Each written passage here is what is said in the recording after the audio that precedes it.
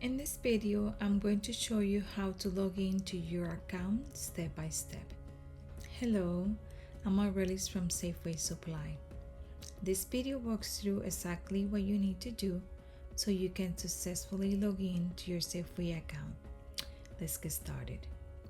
First thing you need to do when you go to safewaysupply.com is to go to the top right corner and click on Login. You'll need to enter your account and user ID, and you'll find this information on the email that we sent out. For security purposes, we ask you to create a new password. So click on Forgot Your Password. Enter your account number, user ID, and follow step by step to create your new password. Once you created your new password, go back to your login.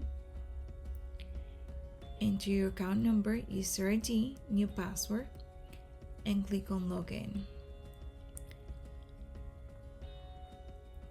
Once you're in, you'll be able to find all your information and explore our new website. Enjoy the new experience.